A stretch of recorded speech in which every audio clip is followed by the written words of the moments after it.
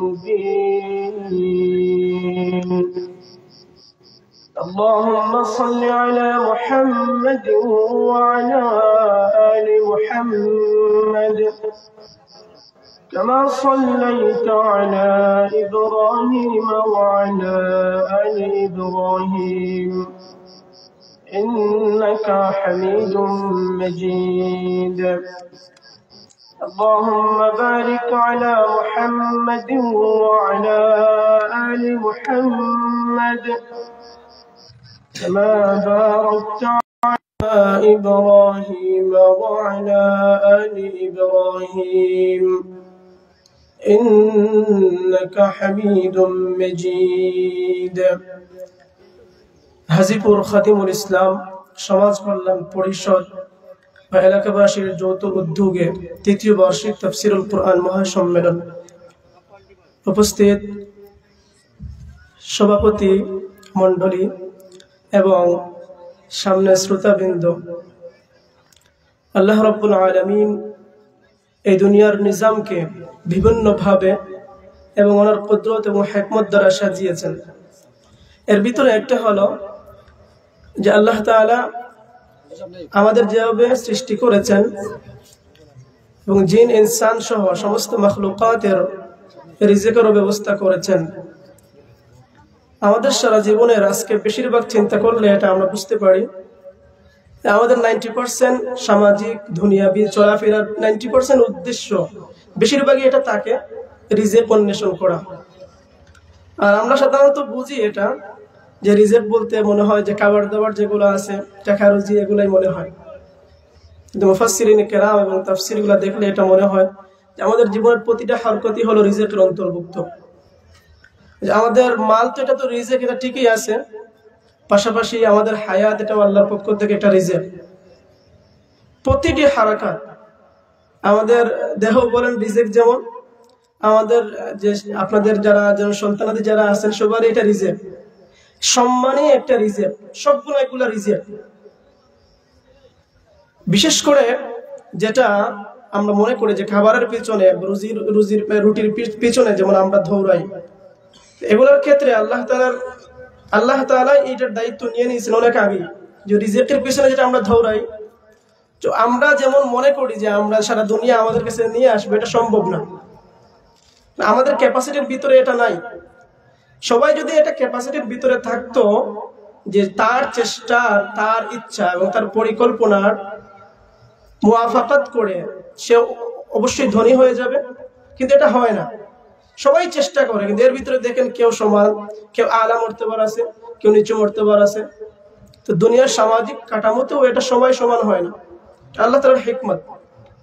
কিন্তু এখানে যেটা আমি বলতে চাচ্ছি যে রিজিকের দায়িত্ব এবং মাসউলিয়ত এটা আল্লাহ তাআলা নিজেই নিয়ে নিয়েছেন। আমাদের এখানে কর্তব্য শুধু এতটুকু দিয়েছেন যে আমরা হালাল পদ্ধতিতে রিজিক যেন আমরা অন্বেষণ করি, এটা একটা ফরজ। কিন্তু এর মানে এটা না যে আমি চাইলেই রিজিকটা বাড়িয়ে দিতে পারবো, যে আমি এতটুকু টাকার মালিক হতে চাই, এটা আমার ক্যাপাসিটির ভিতরে, এটা না। সর্বোচ্চ এতটুকু যে আমি চেষ্টা করতে পারবো, এটা আল্লাহ তাআলার হুকুম। এখানে দেখেন মুসলিম সমাজ যদি এটা চিন্তা করে এবং যদি আমরা যেই প্রফেশনে আছি, যদি আমরা এটা চিন্তা করি যে আমরা তো সবাই আমাদের জীবনের প্রফেশন বলেন সবকিছু বলেন এটা বৃহৎ একটা উদ্দেশ্য থাকে রিজিক অন্বেষণ করা, এটা কিন্তু আল্লাহ তাআলার হুকুমই আমরা করি। কিন্তু আমরা এখানে নিয়ত থাকে না, আমাদের নিয়ত থাকে না যে আমরা এটা আল্লাহ তাআলার হুকুম রিজিক অন্বেষণ করা। এই নিয়ত না থাকার কারণে দেখা যাচ্ছে বৃহৎ একটা কাজ ইবাদত হচ্ছে না। কিন্তু এটাও কিন্তু রিজিক অন্বেষণ করা, এটা হুকুম, এটা আল্লাহ তাআলার হুকুম, ফরজ, ফরিদাতুন বা'দাল ফরিদা। সালাত যেরকম ফরজ, এটার পরে রিজিক অন্বেষণের জন্য জমিনে ছড়িয়ে পড়ে, এটাও একটা ফরজ। আল্লাহ তাআলার কালাম যদি আমরা দেখি, আলাদা কথা না বলে শুধু যদি আয়াতগুলাই দেখি, তাহলে আমরা দেখতে পাই যে রিজিকের মূল মাসউলিয়ত, যে আল্লাহ তাআলা রিজিকের কফিল। আমি যে আয়াত পড়লাম যে আল্লাহ তাআলা বলতেছেন ওমা মিন দাব্বাতিন ফিল আরদ, এই জমিনে ভূমণ্ডলে বিচরণশীল, মা ইয়াদুব্বু ফিল আরদ, এই জমিনে বিচরণশীল যত প্রাণী আছে। এখন জমিনে বিচরণশীল শুধু মানুষ না, এই জমিনে বিচরণশীল যত প্রাণী আছে, চাই সে মানুষ হোক, চাই সে জিন হোক, যে কোনো মাখলুকাত, কিঞ্চিত থেকে কিঞ্চিত, ছোট থেকে ছোট, ক্ষুদ্র থেকে ক্ষুদ্র, যে কোনো প্রাণী হোক, সমস্ত প্রাণীর সমস্ত মাখলুকের রিজিকের প্রয়োজন হয় এবং এই সমস্ত মাখলুকাতের রিজিকের দায়িত্ব নিয়ে নিয়েছেন আল্লাহ তাআলা। বলে সুবহানাল্লাহ। এই রিজিকের দায়িত্ব আল্লাহই নিয়ে নিয়েছেন। কুরআন বলতেছে ওমা মিন দাব্বাতিন ফিল আরদ, এই জমিনে যেই সমস্ত প্রাণীরা আছে বিচরণ করে চলাফেরা করে তাদের রিজিকের দায়িত্ব ইল্লা আলাল্লাহি রিজকুহা, আল্লাহর উপরই তার রিজিক নির্ধারিত। আল্লাহ তাআলা এই রিজিকের দায়িত্ব নিয়ে নিয়েছেন। ওয়া ইয়ালামু মুস্তাকাররাহা ওয়া মুস্তাওদাআহা, ওয়া ইয়ালামু মুস্তাকাররাহা, আল্লাহ তাআলা জানেন মুস্তাকাররাহা মুস্তাওদাআহা। যদি বলেন মুস্তাকাররাহা, যে মায়ের পেটের ভিতরে যে বাচ্চাটা থাকে, ছোট বাচ্চা যখন গর্ভের ভিতরে থাকে তার খাবারের যখন প্রয়োজন হয় সেটা আল্লাহ তাআলা জানেন। মুস্তাওদাআহা, দুনিয়াতে আল্লাহ তাআলা কিছুদিনের জন্য আমাদেরকে পাঠান, এখানেও যা যা প্রয়োজন হয়, কোন হালতে কোনটা প্রয়োজন তাও আল্লাহ জানেন। এই শব্দের বিভিন্ন তাফসীর আছে, কিন্তু এই এক কথা যেটা হলো, যখন যেই রিজিকের যে হালতের প্রয়োজন হয় এটা আল্লাহ তাআলার দায়িত্ব, আল্লাহই নিয়ে নিয়েছেন। আল্লাহ তাআলা কোরআনে অন্য জায়গায় বলেন ওমা খালাকতুল জিন্না ওয়াল ইনসা ইল্লা লিয়াবুদুন, আমি মানব এবং জিন দুই জাতিকে সৃষ্টি করেছি একমাত্রই আমার তাওহীদ পালন করার জন্য, তাওহীদ প্রতিষ্ঠা করার জন্য। মা উরিদু মিনহুম মির রিজকিন ওয়া মা উরিদু আন ইউতঈমুন, এই মানব জাতি এবং জিন জাতির কাছে আল্লাহ তাআলা চান না যে আমরা আল্লাহ তাআলাকে কিছু রুজি রুটি করে আমরা যেরকম ফ্যামিলিদেরকে জমায়া দেই আল্লাহকে দিতে হবে, এটা আল্লাহর প্রয়োজন নেই। আল্লাহ এটাও চান না আমরা যে আল্লাহ তাআলাকে খাবার কিছু পেশ করবো, আল্লাহর এটা প্রয়োজন নাই। কারণ কি আল্লাহ বলেন রিজিক আমার তো দিতে হবে না, আমার তো এটা লাগে না, এটা থেকে আল্লাহ বেনিয়াজ, অন্য কাউকেও দিতে হবে না। এই রিজিক দিবেন উল্টো আল্লাহ তাআলা আমাদেরকে। আল্লাহ বলেন এই রিজিক দাতাই তো হলাম আমি নিজে, তাহলে আমাকে রিজিক তোমরা দিতে হবে কেন, আর তোমরা দেনেওয়ালাকে। এরপরে আয়াতে আল্লাহ বলেন ইন্নাল্লাহা হুয়ার রাজ্জাক, নিশ্চয়ই আল্লাহ তাআলা তিনি রিজিক দাতা, দুল কুওয়াতিল মাতিন, মহাক্ষমতাবান, ধাপটওয়ালা, যে আল্লাহ তাআলা আমাদেরকে রিজিক দেন। কোরআন শরীফের অন্য আয়াতে আপনি দেখেন যে আল্লাহ তাআলা বলেন মানুষ আজকে ভয় পায় সামাজিক ভাবে, ফ্যামিলিতে সদস্য বেড়ে গেলে রিজিকের জিম্মাদারি হয়তো আমাদের প্রেসার বেড়ে যাবে, চিন্তা বেড়ে যাবে। তো আল্লাহ তাআলা বলতেছেন লা তাকতুলু আওলাদাকুম খাশিয়াতা ইমলাক, সামাজিক যে প্রথা আছে, লা তাকতুলু আওলাদাকুম খাশিয়াতা ইমলাক, সন্তান বেড়ে গেলে দারিদ্রতা বেড়ে যাবে, কিভাবে লালন পালন করবা এটা নিয়ে মানুষ টেনশন করে। আল্লাহ তাআলার কোরআন চিরসত্যবাণী, আল্লাহ তাআলা বলতেছেন লা তাকতুলু, তোমরা হত্যা করো না, আওলাদাকুম, তোমাদের সন্তানদেরকে, খাশিয়াতা ইমলাক, দারিদ্র, সন্তান বেড়ে গেলে দারিদ্র হয়ে যাবা, এই যে ভয়টা, এটা ভয় পাওয়ার প্রথমে তো প্রয়োজনই নাই, এবং এই ভয়ে তোমাদের সন্তানদেরকে তোমরা হত্যা করো না। লা তাকতুলু ওয়ালা তাকতুলু আওলাদাকুম খাশিয়াতা ইমলাক, আল্লাহ পরে বলতেছেন নাহনু নারযুকুকুম, তোমাদের রিজিক তো আমি দিই, তোমাদের সন্তানদের তাদের রিজিকও আমি দেই। বলেন সুবহানাল্লাহ। নাহনু নারযুকুকুম ওয়া ইয়্যাহুম, অন্য আয়াতে আল্লাহ বলেন নাহনু নারযুকুহুম ওয়া ইয়্যাকুম, তাদেরকেও আমি রিজিক দিই, সন্তানদেরকে, তোমাদেরকেও আমি রিজিক দিই। এই রিজিক দেওয়া মূলত আল্লাহ তাআলার দায়িত্ব, আল্লাহই নিয়ে নিয়েছেন। আপনি 16 নম্বর পারা 20 নম্বর পৃষ্ঠার যদি মধ্যখানে আয়াত দেখেন, আল্লাহ আল্লাহর নবীকে বলতেছেন ওয়া'মুর আহলাকা বিস-সালাত ওয়াসতাবির আলাইহা, আপনি আপনার আহলকে, পরিবারকে নামাজের আদেশ করুন এবং এর উপরই থাকুন, চলমান অব্যাহত থাকুন। লা নাসআলুকা রিজকা, হে নবী মুহাম্মদ সাল্লাল্লাহু আলাইহি ওয়াসাল্লাম, নবীর নাম শুনলে দুরূদ শরীফ পড়ব সাল্লাল্লাহু আলাইহি ওয়াসাল্লাম। মিশরের মানুষের একটা বড় গুণ হলো, বড় গুণ, অনেক বড় গুণ, যে আপনি যে কোনো হালে থাকেন নবীর নাম শুধু নিবেন, সবাই একসাথে বলবে সাল্লাল্লাহু আলাইহি ওয়াসাল্লাম। এটা অনেক বড় একটা দোয়া, একসাথে রহমত, একসাথে মাগফিরাত, একসাথে দরজা বুলন্দ হয়। এমনকি হাতটাকে কেউ যদি ঝগড়া লাগে, এদের রাগ খুব বেশি। মিশরের মানুষের 3টা গুণ আমরাও সাধারণত বলে থাকি যে মিশরের মানুষদের ভিতরে আপনি পাবেন জামারে ইউসুফ, ইউসুফ নবী যেরকম সুন্দর এটা তাদের ভিতরে পাবেন। আবার মুসা নবী যেরকম রাগ ছিল, বেশি রাগ করতেন, একটু গরম টাইপের ছিলেন, তো এদের আসর, এই নবীর আসর কিন্তু এই দিক থেকে এদের রাগও কিন্তু খুব বেশি হয়, কিঞ্চিত ছোট একটা কাজে এরা খুব বেশি রাগ করে ফেলে। এত আমরা বলি যে গাদ্বে মুসা নবীর রাগটা মিশরের মানুষদের ভিতরে বেশি পাওয়া যায়। এবং বানি ইসরাইলের থেরামি এটাও তাদের ভিতরে পাওয়া যায়। কিন্তু তারা রাগ করলে ছোট একটা বিষয় যখন রাগ করবে, যদি ঝগড়া হয় দুইজন ঝগড়া লাগলে আরো 20 জন চলে আসবে সেকেন্ডের ভিতরে এই মাইরটা ভাঙাতে। এবং প্রথমে এসে বলবেটা কি, প্রথমে এসে আমাদের মানুষকে বলে যদি মায়ের ভাঙাতে যায় এমনি বুঝ দিব অন্য কিছু বলে, কিন্তু মিশরের মানুষ প্রথমে গিয়ে বলবে সল্লি আলান নবী, নবীর উপরে দুরূদ পড়ো। বলেন সুবহানাল্লাহ। প্রথমে এটাই বলে যে নবীর উপরে দুরূদ পড়ো। এটা অনেক বড় বিষয়। আপনি রাস্তা খুঁজতেছেন, রাস্তা হেরে গেছেন, যদি আপনি রাস্তা খুঁজেন তাহলে প্রথম যদি বলেন আমি এদিকে ওই জায়গায় যেতে চাচ্ছি, এটা কোন জায়গায়, সে তো সাধারণ বলে দেওয়ার কথা। সে প্রথমে বলবে নবীর উপরে আগে দুরূদ পড়ো, তারপরে রাস্তা বলে দিব। তার নাম জিজ্ঞেস করে সে বলবে আগে নবীর উপরে দুরূদ পড়ো। এটা অনেক বড় গুণ। কিন্তু তাই বলতে চাচ্ছিলাম যে আল্লাহ তাআলা কোরআনে বলতেছেন রিজিকের দায়িত্ব এটা আল্লাহ তাআলার হাতে। তো রিজিক নির্ধারিত, আর রিজক মাকসুম এবং বন্টিত, এবং রিজিকটা ফুল নির্ধারিত। আল্লাহ তাআলা যদি রিজিক এটা আমরা যখন আমরা মায়ের পেটের ভিতরে থাকি তখন এই হাদিস অনুযায়ী যে রিজিকটা আগে লেখা হয়ে গেছে।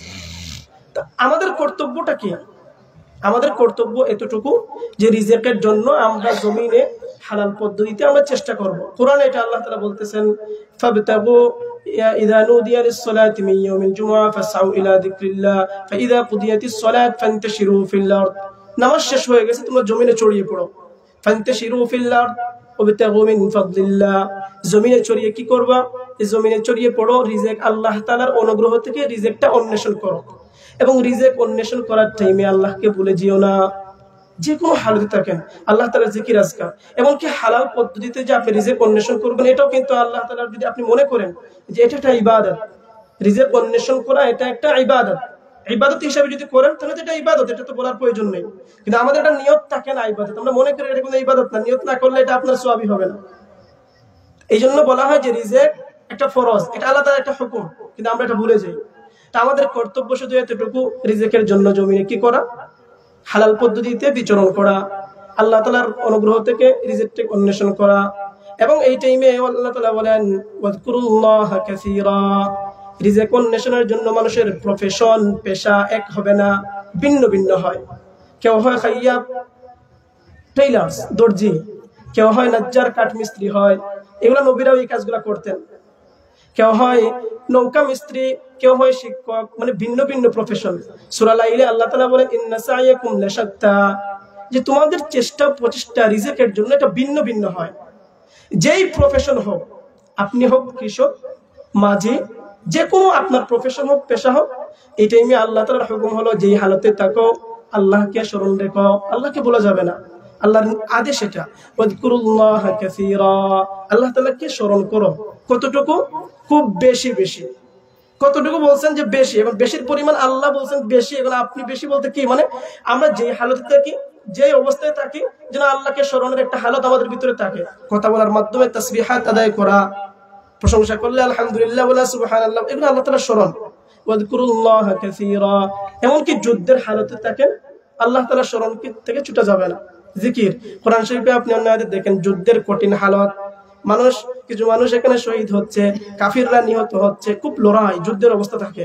এখানে দেখবেন কাউকে অবরুদ্ধ করা হচ্ছে, কঠিন যে হালত চলে, তখনও আল্লাহর আদেশ হলো ইয়া আইয়ুহাল্লাযীনা আমানু, হে ঈমানদারগণ, ইযা লাকীতুম ফিয়াতান, তোমরা যদি মুজাহিদ বাহিনী, তোমরা যদি কোনো কাফিরের মোকাবেলায় ময়দানে লড়াই করতে যাও বা সামনাসামনি হও, তখন তোমাদের জন্য একটা স্পেশাল হুকুম হলো আল্লাহ তাআলার, কি? ইয়া আইয়ুহাল্লাযীনা আমানু, হে ঈমানদারগণ। এখানে কে আলেম কে আলিম না এটা বলা হয় নাই, ঈমানদার মুমিন যারাই আছে। ইয়া আইয়ুহাল্লাযীনা আমানু ইযা লাকীতুম ফিআতান, যখন তোমরা লড়াইয়ের ময়দানে কাফিরদের মোকাবেলায় ময়দানে সামনে যাবা, ফাসবুতু, তখন তোমরা অবিচল থাকো। ওয়াজকুরুল্লাহা, আরেকটা আদেশ হলো তখন তোমরা আল্লাহ তাআলাকে খুব বেশি স্মরণ করো। আমাদের জীবনের সফলতার মূল চাবিকাঠি হলো আল্লাহ তাআলার জিকির আজকার করা। বলেন সুবহানাল্লাহ, সুবহানাল্লাহ। সব আয়াতে আপনি দেখবেন ওয়াজকুরুল্লাহা কাসীরা লাআল্লাকুম তুফলিহুন, জিকির আজকার বেশি করো, তাহলে তোমরা সফল কাম হয়ে যাবা। সুবহানাল্লাহ, এটা দরকার। আমি বলতে চাচ্ছিলাম রিজিকের জন্য আমাদেরকে চেষ্টা করতে হবে, এটা আল্লাহ তাআলার আদেশ। এখন কাজ যেই হোক, যে কোনো প্রফেশন হোক। আমাদের দেশে তো আমরা এই কাজের কারণে আমরা শ্রেণীটা তারতম্য করে ফেলি। আমরা যারা আলিম হয়ে যাই তখন আমরা একটা সাধারণ কাজ করতে হলে লজ্জা পাই, কিন্তু বড় বড় ডক্টর যারা আছেন আলেম অন্যান্য দেশে, তারা দেখেন পার্ট টাইমে গিয়ে, মানে বর্তমান তো আধুনিক যুগ, ওভার মানে গাড়ি আছে, ওভার করে রাইড করে, কেউ আছে বিক্রি করে, ফলমূল বিক্রি করতেছে ভ্যান দিয়ে। আপনি লন্ডনের কারগুজারি শুনেন। প্রফেশন আপনার যাই হোক হালাল। আল্লাহর নবী একটা হাদিসের মধ্যে বলেন, মা আকালা আহাদুন তাআমান খায়রান কাত্তু ইল্লা মিন কাদ্দিয়াদিহি, যে একজন মানুষ যে খাবারটা আহরণ করে এর মধ্যে সবচেয়ে উত্তম এবং শ্রেষ্ঠ খাবার হলো তার হাতের কামাই থেকে খাওয়া, কষ্টের অর্জিত। এবং নবীদের প্রফেশন দেখেন, আমাদের নবী সাল্লাল্লাহু আলাইহি ওয়াসাল্লাম মুহাম্মদ তাজদারে মদিনা, উনি ছাগল চড়াতেন। সব নবীরা, হয়তো কখনো বলা হয় যে আল্লাহ তাআলা ধৈর্য শিক্ষা দিয়েছেন, কিন্তু অন্য দিক থেকে দেখা যায় আল্লাহ নবীর একটা কাজ ছিল, ছাগল চড়াতেন। হযরত নূহ আলাইহিস সালাতু ওয়াস সালাম কানা নাজ্জারান, কাঠ মিস্ত্রি ছিলেন, নৌকা বানিয়েছেন। নৌকা, এই পৃথিবীর জমিনে প্রথম নৌকা বানিয়েছেন কে? নূহ আলাইহিস সালাম। তো ওইটার প্রফেশন ছিল ওনার। অন্যান্য ইদ্রিস আলাইহিস সালাম কানা খাইয়াতান, দর্জি ছিলেন। লূত আলাইহিস সালাতু ওয়াস সালাম ক্ষেত খামার করতেন, কদু চাষ করতেন। সব নবীরা হয়ে যদি এগুলো করতে পারে, তাহলে আমরা এগুলো পারি না। যে প্রফেশন যাই হোক আমাদের রেসপেক্ট করতে হবে, এটা হলো মূল কথা। এখন এটা হালাল, এই যে হালাল রিজেক্টের জন্য আমাদের চেষ্টা করা, এটা হলো আমাদের কাছ থেকে এটা ইনশিওর করতে হবে, এটা আমাদের দায়িত্ব। কিন্তু রিজেক্টটা যে আমি চেষ্টা করলেই আমি ধনী হয়ে যাব, এই পরিমাণটা এটা আমার ক্যাপাসিটির ভিতরে নাই। আমার শুধু এতটুকু দায়িত্ব, আমি চেষ্টা করা। আল্লাহ তাআলা আগেই তো রিজেক্ট নির্ধারণ করে দিয়েছেন। নাহনু কাসামনা বাইনাহুম মাঈশাতাহুম ফিল হায়াতিদ দুনিয়া, আল্লাহ বলেন আমি তাদের বান্দাদের তাদের যে জীবনটাকে বণ্টন করে দিয়েছি। কাউকে নাহনু কাসামনা বাইনাহুম মাঈশাতাহুম ফিল হায়াতিদ দুনিয়া, এই পার্থিব জীবনে কে কিভাবে জীবনটা উদযাপন করবে, উপভোগ করবে, এটা আল্লাহ আগেই ভাগ করে দিয়ে দিয়েছেন। ওয়া রাফা'না বা'দাহুম ফাওকা বা'দিন, এবং কিছু মানুষের উপরে কিছু মানুষের শ্রেষ্ঠত্ব দিয়েছি, চাই হোক সম্মানের দিক থেকে, চাই হোক পড়ার দিক থেকে, চাই হোক রিজেকের দিক থেকে, ধনের দিক থেকে, সন্তানদের দিক থেকে। এটা আল্লাহর হিকমত। লিয়াত্তাখিযা বা'দুহুম বা'দান সুখরিয়া, অন্য আয়াতে আপনি দেখেন 14 নম্বর পারা 13 নম্বর পৃষ্ঠা যদি শেষ দিকে দেখেন, আল্লাহু ফাদ্দালা বা'দাকুম আলা বা'দিন ফির রিজক, আল্লাহ তাআলা তোমাদের কিছু মানুষের কিছুর উপরে কিছুর রিজেকের ক্ষেত্রে তারতম্য করেছেন। এটা আল্লাহর হিকমত। তো এটা আল্লাহর ইচ্ছা অনুযায়ী রিজেক কাকে কতটুকু দিবেন। এটা আমি যে আয়াত প্রথমে পড়েছিলাম 12 নম্বর পারার প্রথম আয়াত, এই আয়াতের তাফসীর করলে একটা হাদিস পাওয়া যায়। এই হাদিস ইবনে কাসির সহ বিভিন্ন তাফসীরের কিতাবে আনা হয়েছে। আল্লাহর নবী সাল্লাল্লাহু আলাইহি ওয়াসাল্লাম বলেন, লান তামুতা নাফসুন, কোন প্রাণী, যেই প্রাণীর জান আছে, এটা কোনো মানুষ বলা হয় না, জিন বলা, আলাদা করে বলা হয় না, যেই প্রাণীর ভিতরে জান, নফস, রূহ একটা জিনিস আছে, সবারই রিজিকের প্রয়োজন হয়। লান তামুতা নাফসুন, কোন প্রাণী মৃত্যুবরণ করতে পারবে না, কখনোই করবে না। হাত্তা তাসতাকমিলা রিজকাহা, যতক্ষণ না তার জন্য অবধারিত নির্ধারিত রিজিকটা পরিপূর্ণভাবে উপভোগ করবে। মানে রিজিকটা আসবেই আপনার কাছে, কিন্তু এখানে হলো যে রিজিক অর্জনের জন্য যে পন্থা পদ্ধতি অবলম্বন করবেন। ধরেন এখানে 1000 টাকা আছে সামনে রাখা, একটা আছে পথ আছে, এটা হালাল পথ, একটা আছে হারাম পথ। এই পথটা যে আপনি চয়েস করবেন, পথটা ইখতিয়ার করবেন, এই ক্যাপাসিটি আল্লাহ আপনাকে দিয়ে দিয়েছেন। এখন যদি আপনি হালাল পথে যান, আপনার জন্য রিজিকটা বরকতপূর্ণ হবে, হালাল হবে। হারাম পথে গেলে আপনার জন্য রিজিকটাই হারাম হয়ে যাবে, অবরকতপূর্ণ হয়ে যাবে। রিজিক কিন্তু নির্ধারিত। কেউ চুরি করে, একদিনে 1 কোটি টাকা চুরি করে ফেললো, এর মানে কি সে একদিনে অনেক বেশি রিজিক পেয়ে গেছে? তার জন্য এটা নির্ধারিত ছিল, আসতোই, কিন্তু সে চুরির পদ্ধতি অবলম্বন করার কারণে এই রিজিকটা হারাম হয়ে যায়।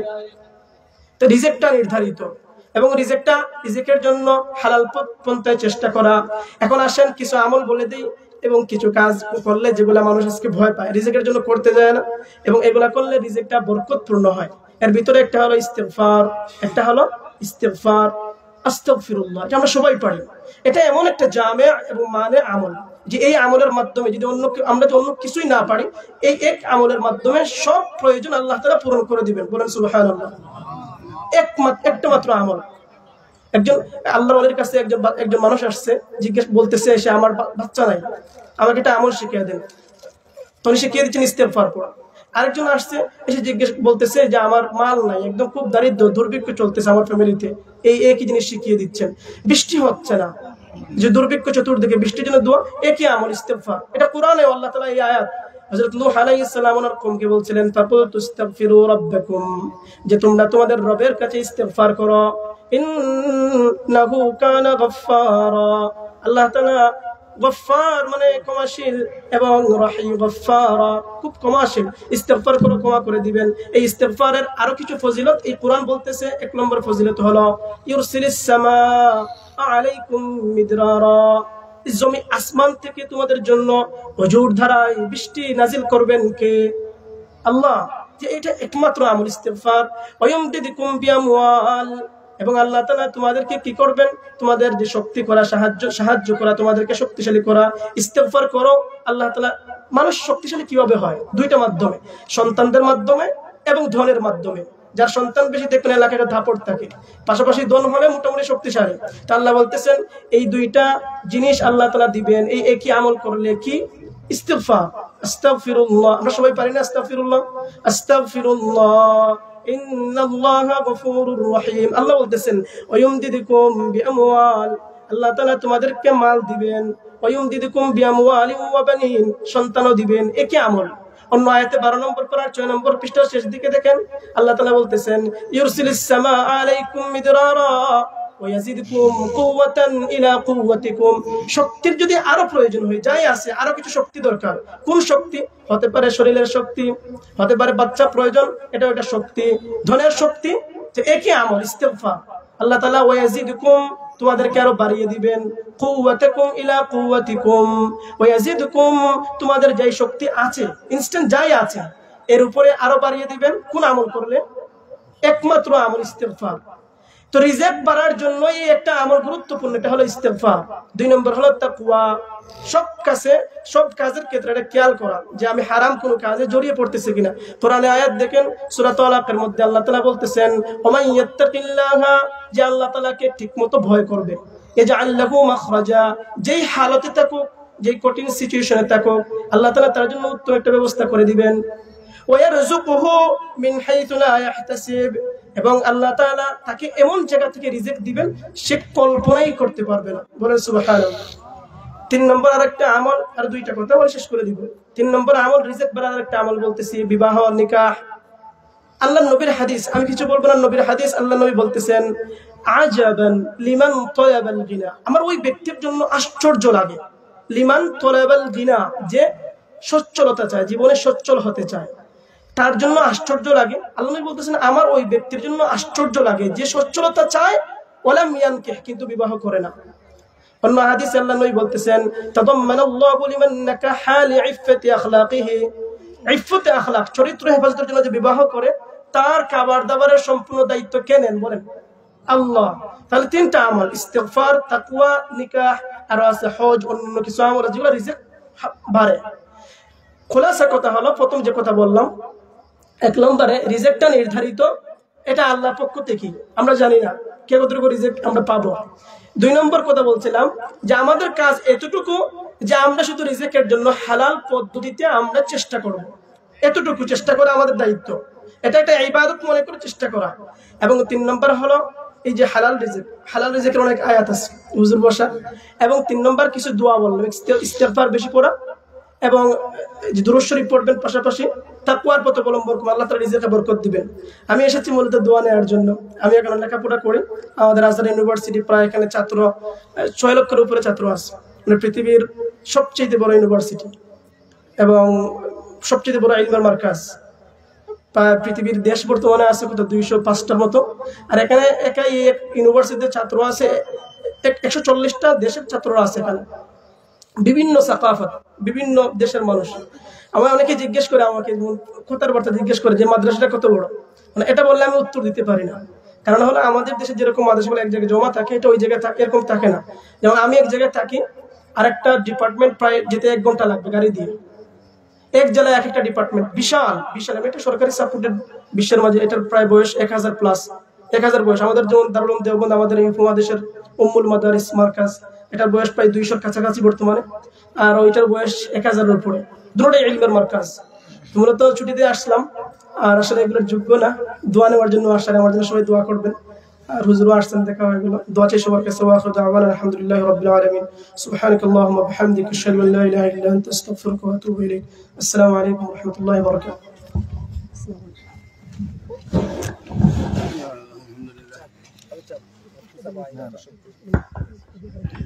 আলহামদুলিল্লাহ।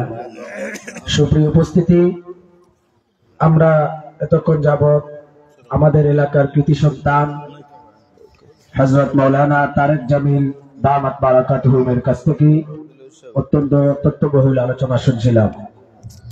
মুআজ্জাজ হাজিরিন কিরাম, খাদিমুল ইসলাম যুব সংঘের উদ্যোগে আয়োজিত আজকের এই তাফসীরুল কোরআন মাহফিলের এ পর্যায়ে আমাদের মাঝে গুরুত্বপূর্ণ আলোচনা পেশ করবেন জামিয়া ইসলামিয়া করমদা টাইটেল মাদ্রাসার সম্মানিত মুহাদ্দিস, কটারকুনা মাদ্রাসার মুহাদ্দিস হযরত মাওলানা আবুল কালাম আজাদ সাহেব দামাত বারাকাতুহু। আজকের মাহফিলের এই পর্যায়ে সভাপতিত্ব করছেন হযরত শাইখ পীর বাজারী রহমাতুল্লাহি আলাইহির সুযোগ্য সাহেবজাদা হযরত মাওলানা মুফতি আলতাফুর রহমান সাহেব দামাত বারাকাতুহু। সুপ্রিয় উপস্থিতি, আমাদের মাহফিলের আজকের সম্মানিত প্রধান অতিথি অলি ইবনুল অলি আল্লামা মুফতি রশিদুর রহমান দামাত বারাকাতুহু ইনশাআল্লাহ কিছুক্ষণের মধ্যেই বরুণা থেকে রওনা দিবেন। তাই আপনারা এলাকার যারা আছেন অযথা ঘোরাফেরা না করে আমাদের মাহফিলের সামিয়ানার স্থলে এসে